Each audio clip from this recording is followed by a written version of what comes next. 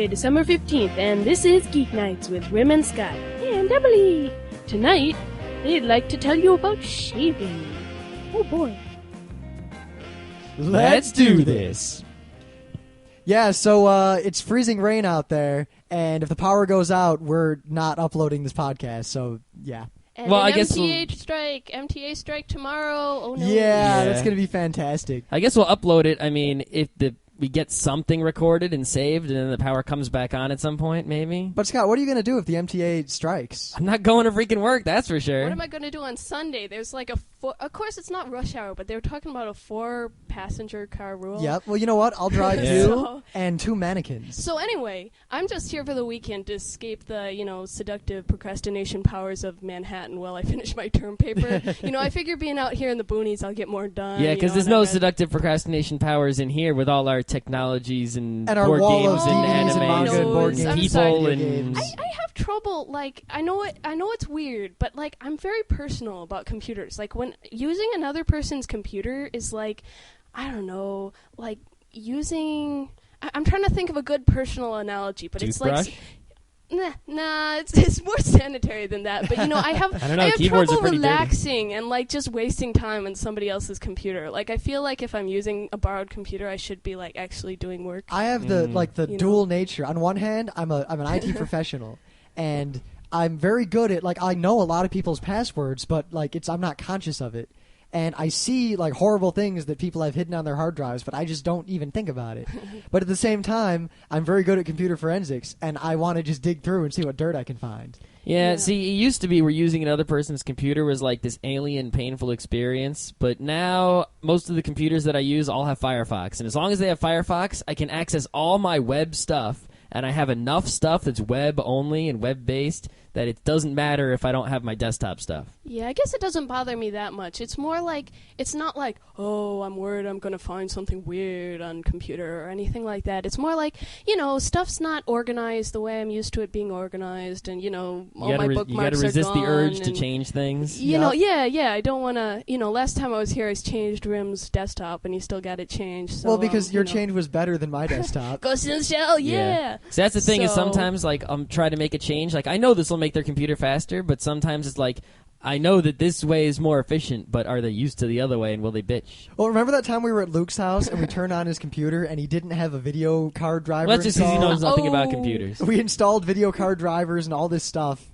and he was mad when he came home until he realized that it was better. Yep. We have done a good thing. You just don't know. See, those are the best good deeds, Don't you feel warm inside? Helping people. Oh yeah, like when you helped Alice with her computer and she venerated you all weekend. That was something special. Yeah, I've learned that removing spyware is very lucrative because even if you don't ask for money, people give you money anyway. Well, or cookies. Don't you love when the non-technology people, and to be honest, I'll be perfectly frank. I'm kind of like one of those people, kind of like the people who drive a car and they have a vague idea of what's happening under the hood.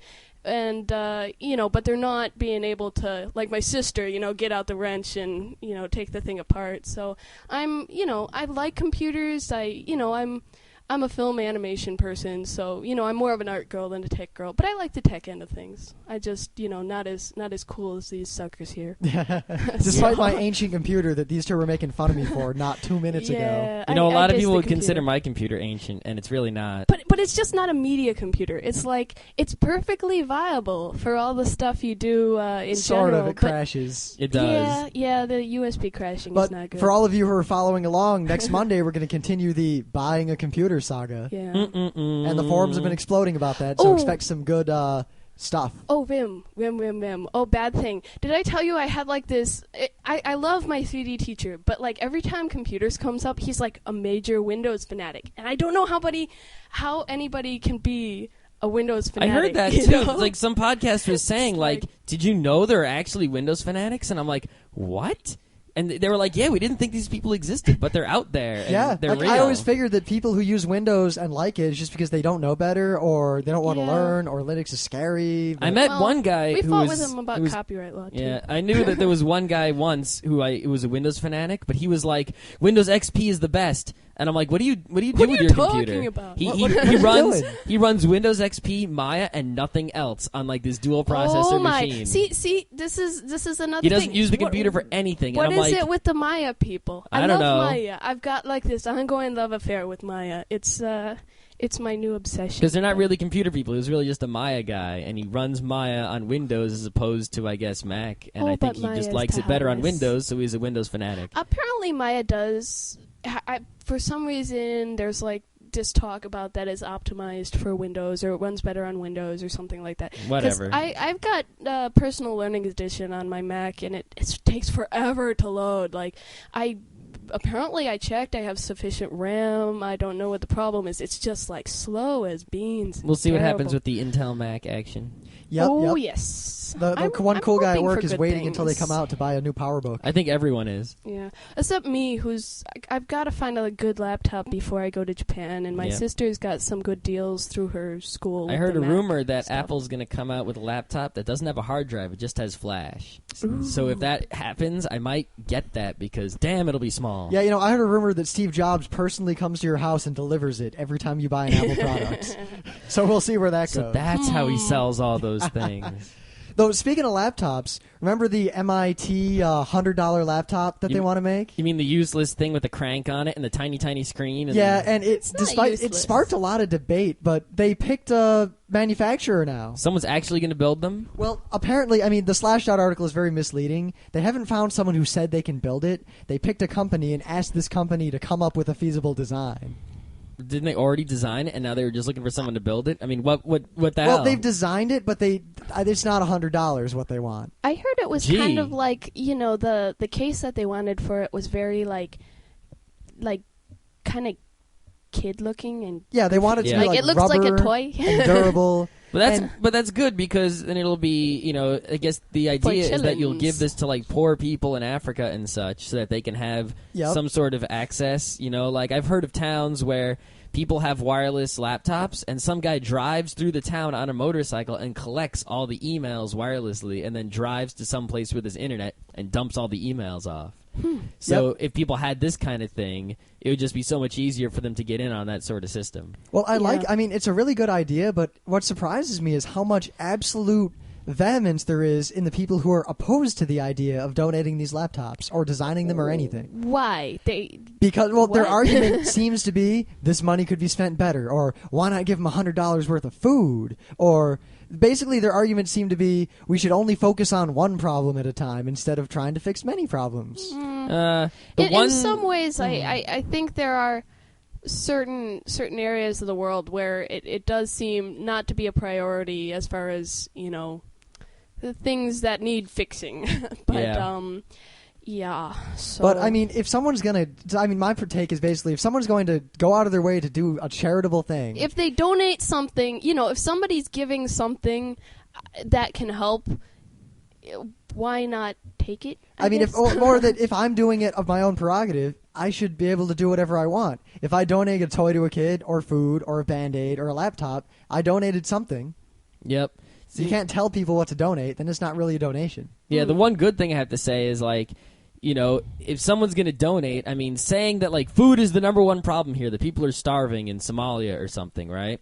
So anyone who donates should donate food. Well, what if what if my donation of food isn't so much because I'm not a farmer, but I can donate a whole lot of computer stuff, and the farmer can donate a whole lot of food, Everyone should donate where they can do the most good in, their area, because I couldn't really donate that much food.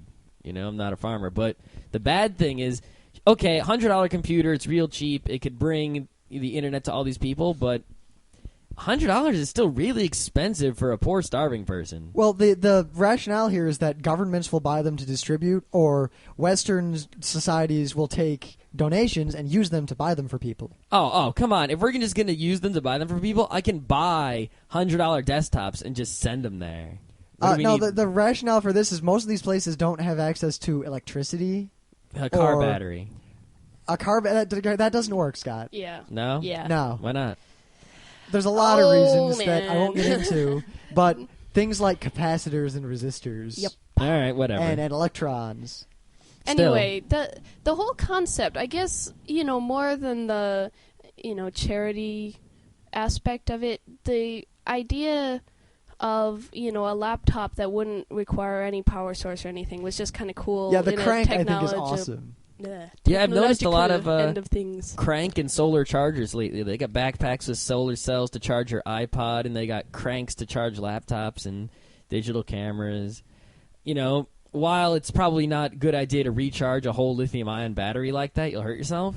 Really good for being in the middle of nowhere camping. Your cell phone runs out, you know, if you've got no power. Yeah. Or say you live in a more enlightened area. What if a place like New York City set up little chargers in the street that just power themselves solarly?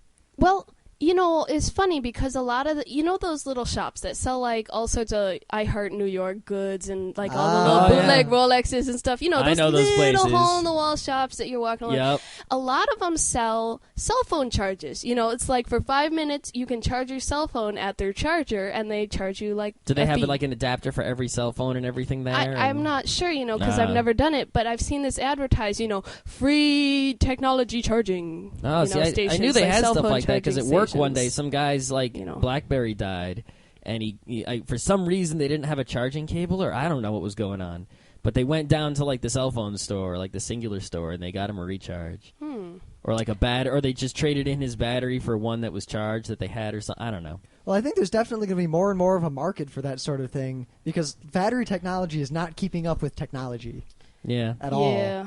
But at least like the AA is dead, but now it's kind of like this double-edged sword. We have these great proprietary batteries for everything that are all rechargeable. So and everything has its own charger adapter. Yeah, so we now. don't have to buy AA's, but now we have to keep everything charged. Yeah, when we go to conventions, everyone brings their own personal power strip. Yeah, it works out though, and stuff seems to be staying charged long enough. I mean, iPod goes for hours, digital camera goes for hours. It's good. When I go places, like on trips, I have my Astro Boy lunchbox, and I put all my little gadgets in there with all their chargers and such. So I have my little lunchbox. I cart this stuff around. All right. So, yeah. So we were talking about PCs on Monday and PC games. Yes, and there's a large argument in the forums about it, which I would suggest you all read. Well, Ooh. I came across today one more humongous argument against PC games and to why you probably shouldn't play them. They like them in DRM. Korea. DRMs. Apparently, you know, a lot of games have copy protection. You know, Steam has it, but Steam's isn't really hurting your computer. It's just you have to have an account. Steam is broken. Is it really? Yes, it is. Oh. It doesn't work. Mine works. Anyway, there's a DRM for PC games called StarForce. And apparently it's bad. Not as bad as the Sony DRM, but almost as bad. Oh, not as bad as the Sony DRM. Yeah, it doesn't rootkit you, but it does screw up your computer, and it can destroy your CD-ROM drive. Just your CD-ROM will be broken. Awesome. What does it do? Rewrite the firmware or something? It does crazy stuff like that, yeah. Yeah, you know, if you buy... I mean, as much as I dislike the Xbox 360, and I have even more reasons to dislike it now, which we don't have time to talk about, really, but... Suffice to say, it sucks. It won't break your games. Well, it will if you turn it from vertical to horizontal while it's on. Oi. Yeah, if you have an Xbox, don't ever rotate it or knock it over. Why do they CD call it the spinning. 360 then? You know? Oh. Yeah, but anyway, there's a list I'm going to link to of all these PC games, some of which are pretty big PC games. I mean, Splinter Cell 3, XIII... I guess that's Egg 13 it's called. Isn't that that game with David Duchovny? I have no idea. I know it's on the GameCube, so get the GameCube version if you want to play it. Yeah, it's David Duchovny's in that, the X-Files guy. All right. There's a bunch of games on here, and installing any Dead to Rights, these games will basically screw up your computer big time. And I don't know why you would play them on the PC. Yeah. All right. Though, in much better gaming news, a bunch of reporters and people have gotten to actually test drive the Nintendo Revolution controller. Well, they did test drive it, I think, when they unveiled the thing at E3 oh, yeah, behind but those were doors. tech demos. These are like, they took a level from Metroid Prime 2, and they That's what the rigged it. tech demos were when they were at E3. Yeah, and These are the exact same things, only now they're letting more people use them, and a they're lot of ferrying people them are around. using them, and CNN has an article about it. And these are people who, many of them aren't even gamers, and pretty much all the reviews are glowing. They say such things as, wow, that was amazing, it's perfect, oh my god. Yeah, I totally want to mess with one. I mean, I showed Macy the commercial. Macy's my roommate, and I showed her the commercial, and she was like, pretty sweet. She I was remember very impressed. I saw the controller, like they unveiled it. I was like, what the hell? What are they thinking? And then I saw like 2 seconds of that demo reel. I was like, oh. Yeah, there's another video online that someone made where some people are real idiots and they don't really understand how the revolution's going to work. Someone made a video where it's like, this is how it's going to work, damn you. Here it is. Now you get it. If you don't get it after watching this, screw you. So if you still don't get it, you got to see this video. More and more, I'm thinking the revolution is going to make a big splash in the game industry like Sony and Microsoft aren't ready for. I think it's going to be, the kind of curve where it grows a little bit, and then it grows a lot. Well, the Microsoft's generating a lot of ill will over the Xbox. What's that, a natural log, I think? I'm not sure. A natural log would pretty much be impossible. Oh, okay. In short order. I forget which sorts of functions make the graphs that do what I think. Because it's been a while. But yeah. So there was this contest on Engadget today. Actually, it was a week of contests, and they were giving away gadgets every day of the week. And basically, there was a different thing that you needed to do for each day of the week. So like on Tuesday, they said something during their podcast of what to do to win the prize. And to win the prize today, all you had to do was post a comment saying what the prize was. And they didn't tell you what the prize was. Is there a limit to how many comments you can post? Any one person can post one guess. The catch was that you couldn't just say something like Dell monitor. You had to say Dell 2405 FPW. You had to say exactly which gadget it was. Now, what's occurred here is something that's very, very interesting. There are, let me get the current count, 1,362 comments posted in this single blog entry. And there are very, very few duplicates. So now what we've basically done is made a list of every gadget that people want and actively desire. And think is cool enough to be a prize in this contest. Yeah. Most of them are Nintendo. Well, there's a disproportionate number of Nintendo gadgets because in the blog post, they used the question block as the because they were like question mark, and they put a question block. So people started giving Nintendo guesses. To me, I would not guess Nintendo because that's too obvious. I'm beginning to think it might be Nintendo, but basically what they're going to do is they're going to search for the exact, name of the gadget. Oh, wait. There's an update. Hold on. A couple of you are pretty freaking close. No one's got... Oh, wait. They do have a winner. But... Way to almost break the news incorrectly. Okay, but no, there was an update that was made between when I left work. When I left work, there were like 600 of these, and they hadn't... So this update was between now and then, where some people were close, but they're looking for a specific version, model, or edition of a device. Wow. So people had it, but they didn't have the version number right. So it might have been like, someone might have guessed like iPod, but it was probably like iPod U2 edition, or someone might have guessed Nintendo DS, but it was like Nintendo DS Mario Kart edition or something. See, this one was all you. I mean, I don't really read Engadget. I like gadgets, but I don't buy many gadgets. I just like looking at them, so I don't even bother with Engadget. No, I like Engadget because it's like, if you read Engadget and Gizmodo, you get all the gadgets. But there's also Akihabara News, which is like... Oh, Akihabara. Yes, that's the best gadget site because you get all these Japanese gadgets that you'll never be able to own ever. Actually, it's really cool if you go there. Yeah, like, I know. My favorite bit... Oh, this is a funny story. I lived in Japan for a while, and there was this... I knew this guy from... Oh, God, where was he from? I think it was Panama, and we called him Ken. And I was with Ken in Akihabara one day, and we were going shopping at game stores. And there was this one game store. It was like a 2-level place. It was pretty big. And I remember there was all these big displays for Dead or Alive Beach Volleyball. These big great. cardboard cutouts. I remember that so game. it was kind of ridiculous. But we go to the second floor. The first floor is all standard Squaresoft kind of stuff.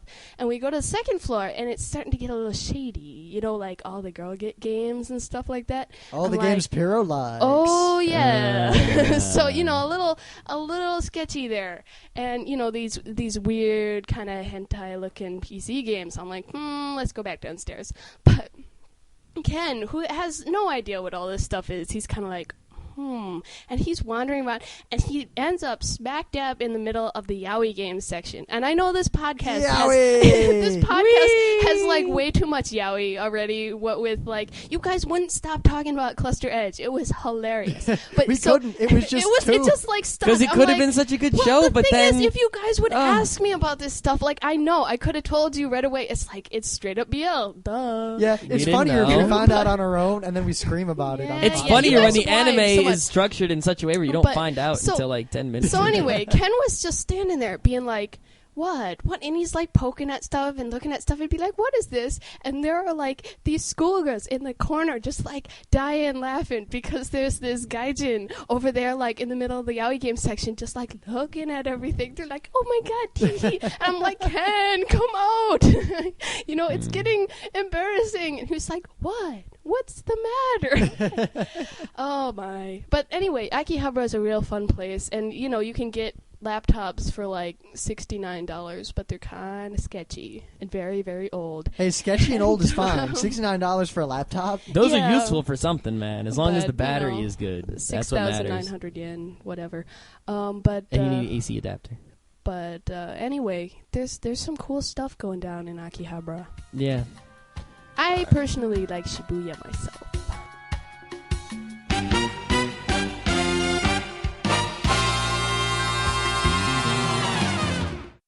So I found something today. Well, I had found a few things today, but one of them really stood out.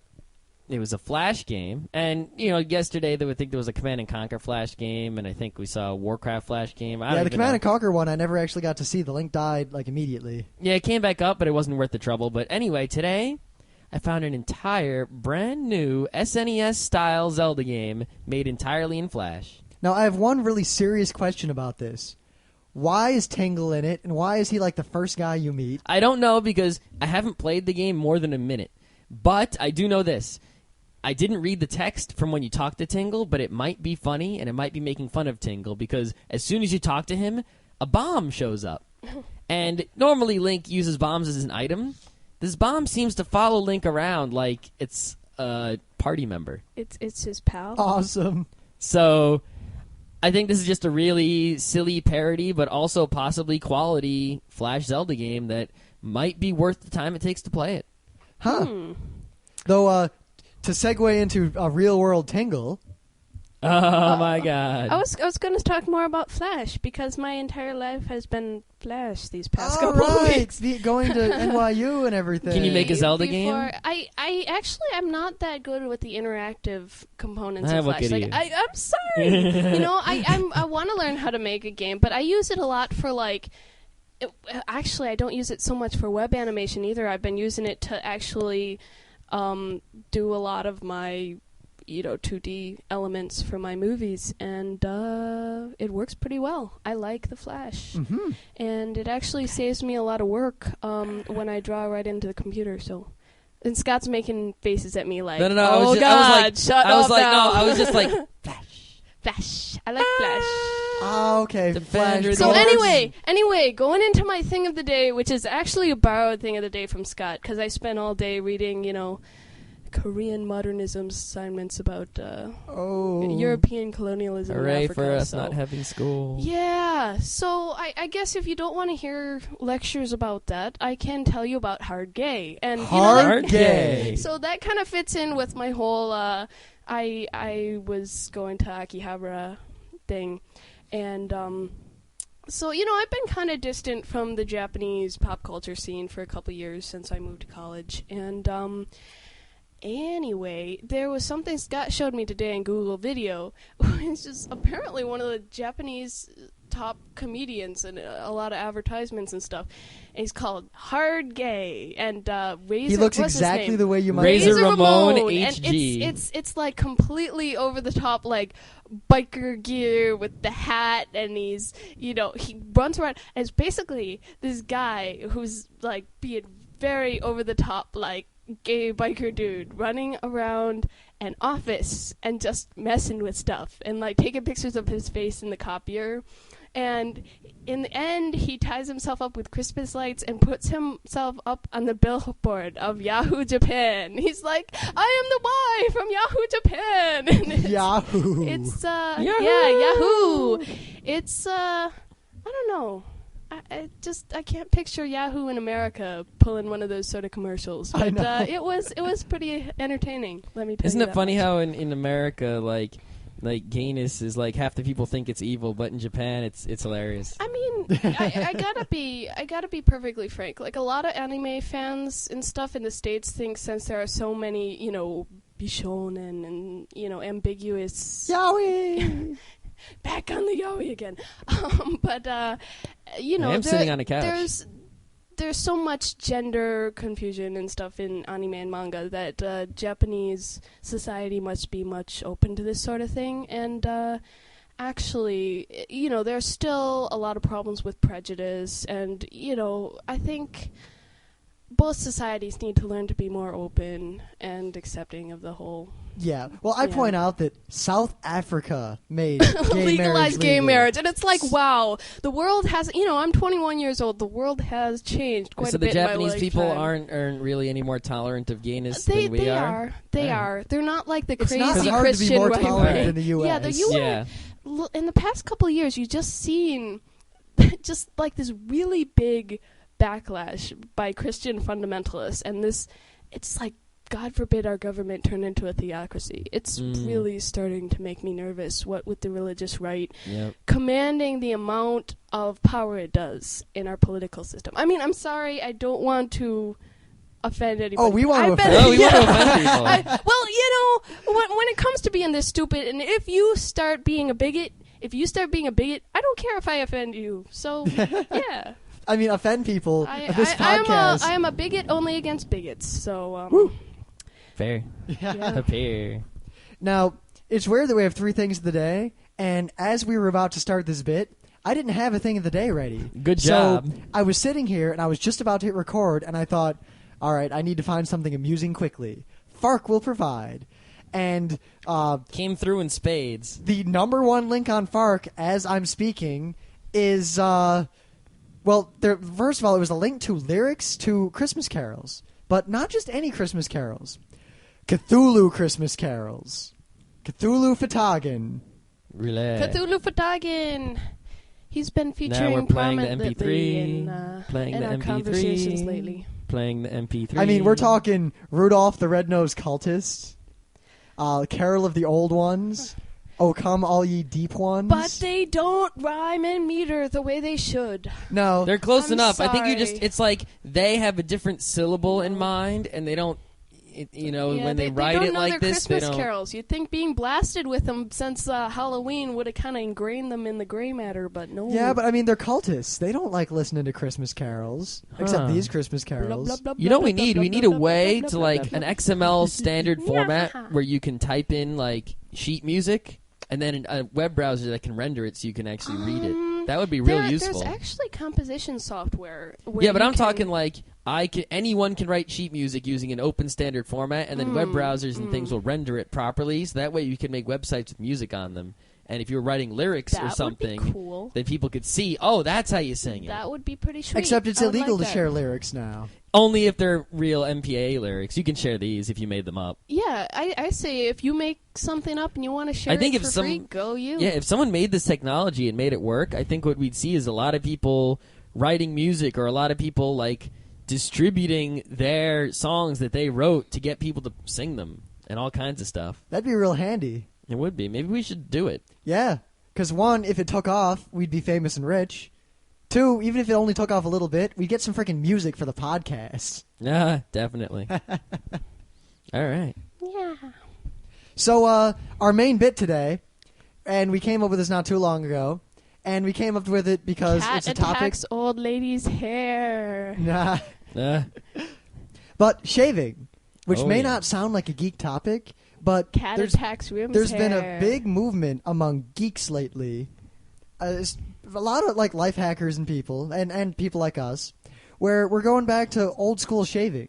Old school shaving is where it's at. As in, instead of spending, $100 every couple of months on like Mach 3 razor blades and using shaving cream that smells like deodorant, we use, a badger hair brush, shaving foam, and an actual like safety razor that you put a real razor blade into. Yeah, at first I thought the first thing that you got to worry about is, are you going to cut yourself? The answer is no. It's called a safety razor for a reason. The dangerous one is the straight razor. Yeah, the straight razor do not go for. I mean, the straight razor, you could be all cool, but you have to learn to sharpen it with the strop and everything. Oh, man. Wim was like, for a while, he was like, I want to buy a straight razor. I am going to buy a straight razor and sharpen it with a leather thing. I'm like, no, don't, no. I thought it would be cool. I thought it would like be cool, you too. with your nose, thank you very much. But then I realized the DE razor is just as good. Well, plus I pictured myself doing it, and I thought, all right, I can get my chin, and then I pictured trying to shave my neck. Just putting that over your jugular, doesn't that just send chills up your spine? Not if a I've cut barber myself does it, a couple times but with if a I do safety it. razor. Yeah. I never cut myself with the safety razor. Well, I shave every day, and I shave against the grain. Oh, I don't shave against the grain. I pretty much go all out. Speaking of shaving, let's go see the new Sweeney Todd.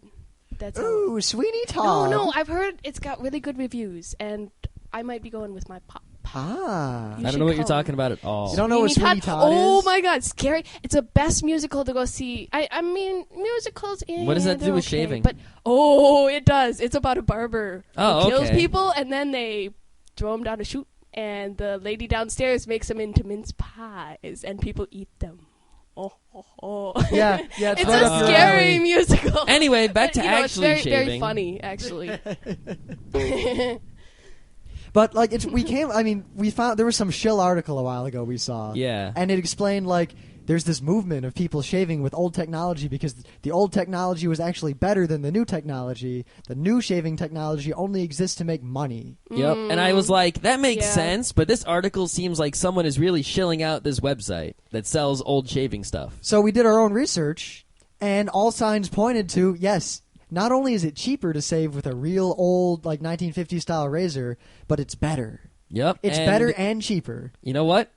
I got one. I got one. It is better and it is cheaper. My shave is twice as close. I haven't cut myself like seriously in a long time. No more razor burn. Imagine if you could shave and it felt like just wiping a sponge on your face, and then when you were done, it felt like a baby's ass. Actually, no matter how close I shave, I still have some stubble, so that'd be one stubbly it's baby. visible. Like, you see specks, and like the first time I did it, I was worried because I still saw black specks on my face. I was like, oh no. But then when I rubbed my hand on it, I was like, oh. Yeah. So that's why I'm glad I'm not a guy, because the daily shaving bit, I'm not a huge fan of shaving. I do it merely for public appearances so I can wear short plaid skirts because I like the plaid. And I like short skirts. Yeah. No, I don't do it merely for you. I just like the fashion. But winter is great because, you're never showing your legs a lot, so you don't have to shave them a bunch. But, yeah, I mean, if I went to work with like a baklava over my face to hide the fact that I didn't shave, that wouldn't go over so well. Yeah, and I thought that people in work scarves, would get upset because, I kind of have to wear kind of work clothes, and, I only shave like once every 3 days maybe. Yeah, but they don't really care at all. If I go 1 day without shaving, I have a beard. Yeah. Kind of annoying. Yeah. And the beard is fine. Anyway, the first thing you got to know about shaving the old school way is what to buy. Yep. And basically, you're all smart. Lovely Seriously, if you just Google oils for like classic shaving to make you smell like a Nancy boy. Yeah, I smell like a Nancy boy. I smell like roses and lavender now. Lavender we'll get to is that. good. We'll get to that. You go to Crabtree and Evelyn near Rockefeller Plaza. They have all the old school shaving stuff, but it's expensive. No, this isn't expensive if you buy it online. Yep, we got a couple websites that are really good for it. Yeah, so we'll also link to the We'll just link to the MSN article that had the real deal story. Yep. And I'll trust us. While this article might sound like someone was paid to write this stuff up, no, we're serious. I shave with this stuff constantly. So the first thing you need is a double-edged razor. You probably want a safety razor. You want to get a heavy one, too. The heavy one, you don't have to push as hard because the weight leans against your face and you're not going to cut yourself. Yep, or your legs. I mean, women use these, too. Yep. Yeah. So anyway, you want to buy a double-edged safety razor. It's not double-edged like there are two blades. like one on top of the other. It's one on one side and one on the other. So you can shave, flip it around, shave some more, and then rinse it off. Yep. And basically it means the blade lasts twice as long. Now, he said you want a heavy one, and that's true very much, because a light one, you have to regulate the pressure with your hands. A heavy one, you literally just hold it, let it rest against your skin, and then let it glide like across your face. Mm-hmm. And as for a beginner, that's definitely what you want. And if you get a high amount of skill, you can get a slightly closer shave with the lighter razors and, you know, all kinds of different fancy ones with open combs, closed combs, all kinds of crazy things. But just don't worry about that. I got the beginner's razor, and you know what? I'm probably never going to buy anything better because it's good enough. Yeah. Wow. It sounds comfortable. Sounds like you're not scraping hair off Yeah. your body. Yeah. And You know, like, which is what I always think of shaving. It's like, oh, time to scrape the hair off. Oh. plus, I mean, you they're know. high-quality blades. Like, you take a Mach 3, which is, like, the most popular razor for men. You go, like, one stroke with it, and it's already dull. Yep. Well, I mean, I remember my bio teacher, he was teaching in 11th grade, taught us about scanning electron microscopes. And he had a picture of a razor, right? He said, well, he didn't even tell us it was a razor. He's like, what's that? And it's like, you see this edge full of like these big pits and holes and jaggies, right? And you're like, huh. He's like, that's a razor. We're like, wow, that's a pretty used razor. Then he shows us another one with bigger holes, twice as many pits, and like deadly jaggies. And he's like, that's the used one. The other one is brand new. And I'm like, holy crap. Holy crap. Now, those Mach 3 type blades, they cost a lot of money. A lot of money. The blades you need for a safety razor, it's about 5 cents a blade. And they've got platinum in them. Yeah, they're platinum coated. So if you like platinum, Platinum's worth something, man. yeah. And it's a lot. Platinum is actually the real deal. It does something as opposed to the, what did they say, diamond coating crap they've got on the. That's not real. But the main difference is the blades are actually higher quality because there's just one of them and it's a real razor blade. So it won't go dull as quickly as whatever cartridge razors you might use. Mm-hmm. And two, even better, the blades are so cheap, I change blades like once or twice a week because it's just so cheap. I might as well use the sharpest blade I can. There are also people who seem to think that, you know, the cartridge razors will start out sharp, get a little bit dull, and then stay at that dullness for a very long time, and you can just keep using them. One guy even said he used them for a year. That's probably a bad idea because then you're looking for things like razor burn or ingrown hairs or not a very close shave at all, and I can't imagine it would be comfortable. The general rule for knowing when a razor is dull is if you shave and you feel it tugging on your hairs, time to change. Because if it tugs on the hair, either it's going to rip the hair out, which hurts a lot, or it's going to pull the hair out, cut it, and the hair is going to go back in, and now you're real likely to get an ingrown hair. I got ingrown hairs with the the normal cartridge razors a lot. As soon as I switched to this, old school shaving, I haven't had an ingrown hair in freaking forever. Yeah. It's great. Especially if you have sensitive skins. Now, the next big component, I mean, you need the razor.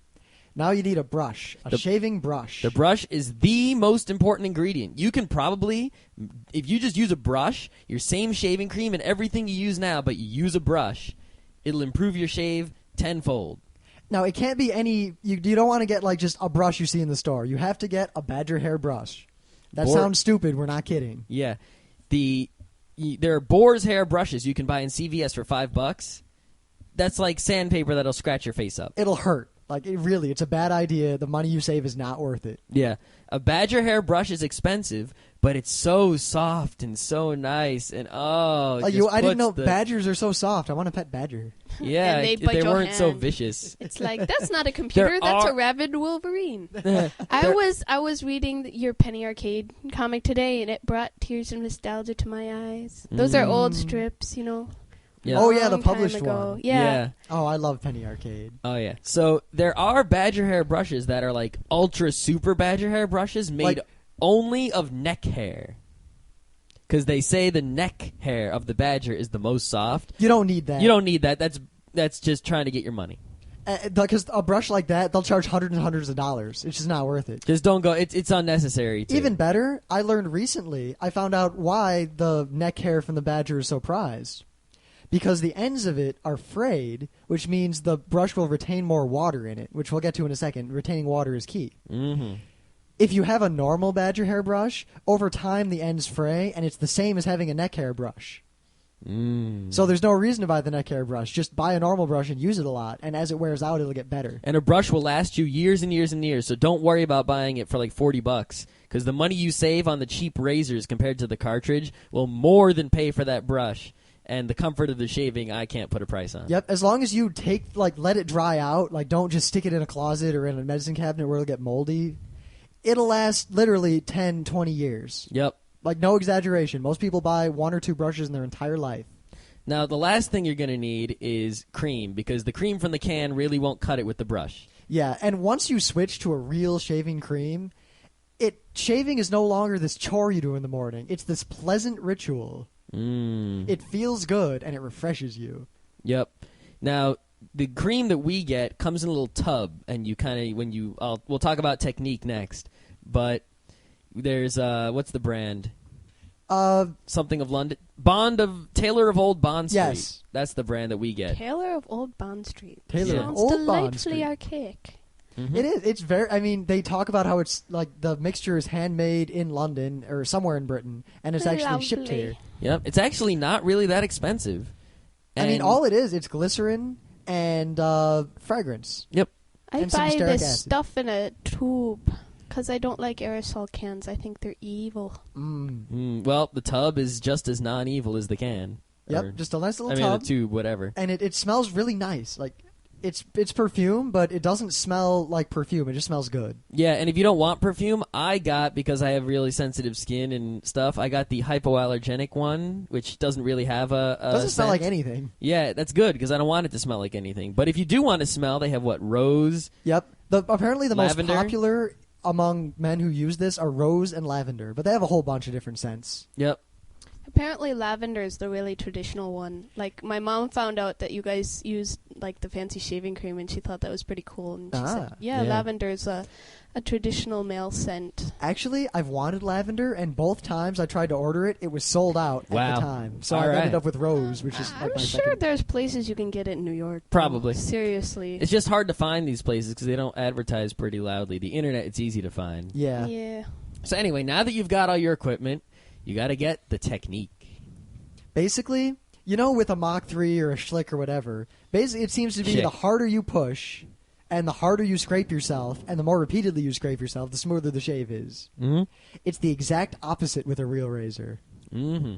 What you're going to do is, the first thing you got to know about shaving is that the water and the cream are there to lubricate your face so that the razor just slides across the skin. Water more than anything. Water is the most important part in this. Hot water. As hot as you can get without burning yourself.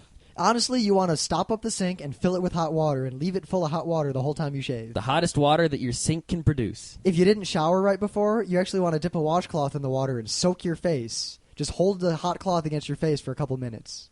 Yeah, 'cause if you don't, when you heat up your face with the hot water, the water helps to lubricate your face when you're going to get the razor on there, but it also opens the pores so the hairs kind of come out. And then you'll get a much closer shave, and it'll feel a lot better. Yep. Next, you want to put the brush in the water and make sure it absorbs a lot of water. Yep, usually while you're filling the bowl, you just drop the brush in there and let it kind of float and fill up with water. Yep. And as soon as the brush is filled with water and you're ready to shave, your face is nice and hot and wet, you take the brush and you kind of shush it around in the tub of cream, but only do it a little bit because that cream lathers up like crazy. A little goes a long way is an understatement. Yeah, I mean, I don't even shush it. I used to shush it. Now I just kind of dab it in there once. Like, dab. Like literally, just bloop. Yep. Then take the brush and go around your whole face, going up and down and swirly with the brush. Yep, and don't rush it. Enjoy it. I mean, it feels good. It feels This really is good. And what'll Positively fascinating. Yes. I didn't know how this worked either. Well, what happens is the brushing is dual purpose. The first purpose is to get the cream covering all the hairs of your face. Every place you're going to shave should be covered in cream, and it will lather up and cover it all. Yep, and you'll probably get it in your nose, in your mouth. Don't worry, it can't hurt you. It's not like the stuff you buy in an aerosol can. And it doesn't taste bad. I try to avoid the nose and mouth, and I've gotten pretty good at it. Yeah.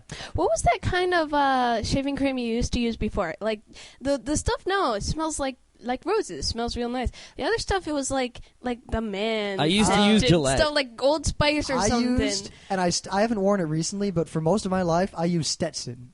Stetson. I wear Stetson cologne. I use Stetson aftershave. Stetson, that's All it. right. I covered the inside of the shower with Stetson because you left it there, and so I was like, yeah, she used up all my freaking shaving it was cream. fun. I was like, whoa, I'm drawing on the walls. This is great. And I called him on the phone and be like, I used all the stuff you left at my house. Which was great when I wanted to shave and I didn't have it anymore. And then the second purpose of the brush is that the brush will actually grab the hairs and pull them out a little bit more. So you have a hot, wet, creamy face, and you have this brush pulling the hairs as far out of the pores as they can go without being pulled out of your face. Yep, but it doesn't pull them out so far that you'll get an ingrown hair like you do with like the Mach 3. Yeah, or the you whatever. won't feel the hairs being pulled out of your face, but no, they are being pulled. So, yeah. And then you just take the razor, and it's really hard to hurt yourself. Just, don't be dumb. Never slide it sideways. Always slide it down. Yep. If you slide it sideways, you're pretty much going to cut yourself. Guaranteed. Yep. Now, if you're worried about cutting yourself, or if you use an open comb, which basically just means you'll get a closer shave, but is more dangerous, buy a styptic pen. They're like $2, and if you cut yourself, you dab it once with this pen, and it'll stop bleeding. Yep. I've never really had a need because I've never had a gusher. Maybe if I had like a little bump on my face from something, it would get cut, but it would just go away right away. Yep. I've cut myself once or twice, but they were minor, and it's usually because I was trying to get a real close shave for some reason. Yeah, if you get like a serious cut, then you did something wrong. I'm just thinking, both my uncles, Dave and John, they both shaved their heads. It's like as soon as they started to go bald, they're like, I'm shaving my heads. And They're they cut both their great. heads? They're both really cool. One's from Chicago, and one's from San Francisco. And Uncle John I was remembering him talking about shaving his head. He's like, that's the stupidest thing, and walking around with toilet paper stuck to your dome. That's no good. So, yep. it's like that styptic pen is probably a boon if you don't want to look like an idiot. So. Though we don't want to scare you, you probably won't need one. Yeah. It's really hard to hurt yourself with these things. I haven't cut myself seriously at all. It's not a straight razor, it's a double-edged razor, and when you see it, you'll know what we're talking about. So all I do is I just lean it against my face, the razor, drag it down until, it's kind of like, all right, that's about as much as I can shave in one stroke. I take it, I flip it around to the other side where the other razor is, and I do the equal amount of shaving on the other side of my face. The more hair you have or the thicker it is, the shorter, more frequent rinsing you want to do. Yep. Short strokes, rinse often. Yep.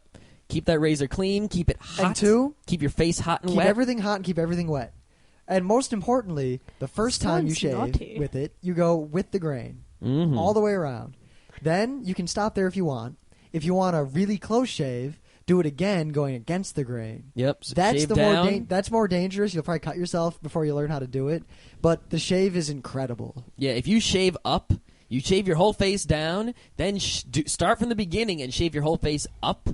You probably won't even see little specks. Like it's I crazy. do it maybe once a month. Like I do it before a special occasion, like a fancy dinner. I'm going to see someone because it's kind of tough to do. Yeah, I do it and I can get away with it, but sometimes I get a little bit of razor burn under the chin or some ingrown hairs. So I only do it if there's something like right today that's important because the next day my face will be all eh. Yep. And that's the best way to shave.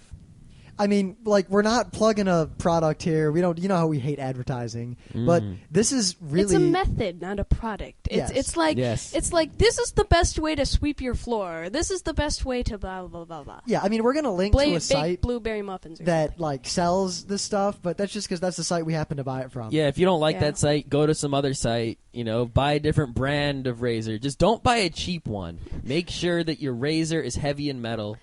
Expect to spend about $100 total, but that includes a razor that'll last forever, a brush that'll last forever, a pile of blades, and a nice thing of cream. Yeah, and you can make... I still haven't... I got my first tub of cream. When did we buy that first tub of cream? Oh, almost a year ago. Really? So like six because we were ago. living here. 6 so months maybe ago. 6 months ago. It was right after we moved here. Yeah, and I still... It doesn't even look half empty. I've gone through a tub and a half already, but I shave every day. Yeah, and I bought 10 blades. I still haven't used them all.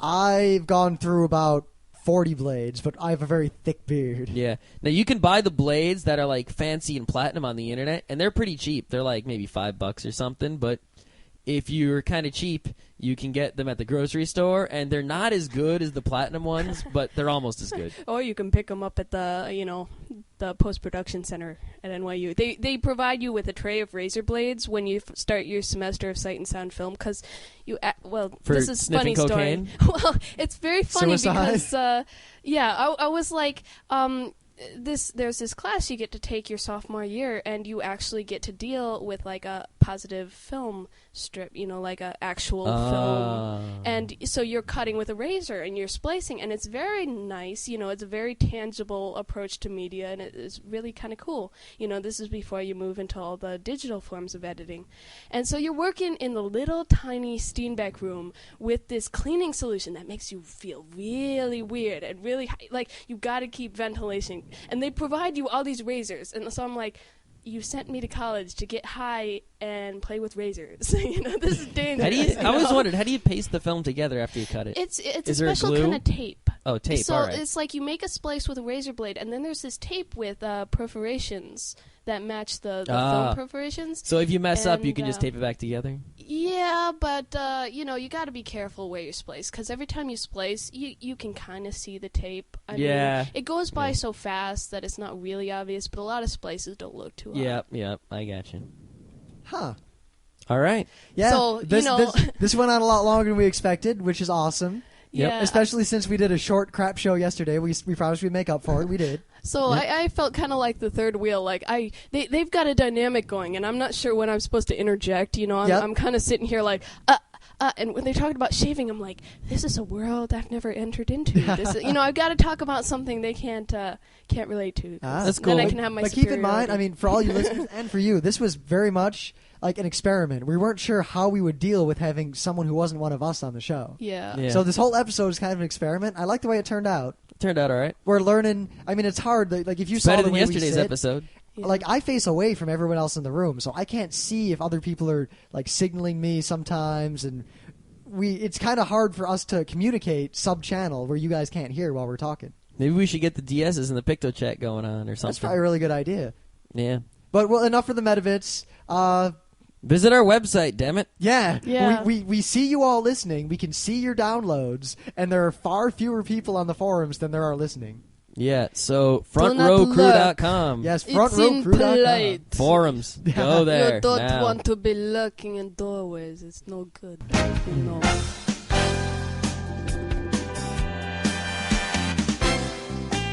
And that was Geeknights with Rim and Scott. Special thanks to DJ Pretzel for the opening music. Thanks for listening. Please remember to point your favorite podcatcher at feeds.feedburner.com/geeknights to get the latest episodes as soon as they're released. Also, please visit our website at www.frontrowcrew.com for the latest updates and forum discussions. And whether you love or hate our podcast, we won't know unless you send your feedback to us at geeknights@gmail.com.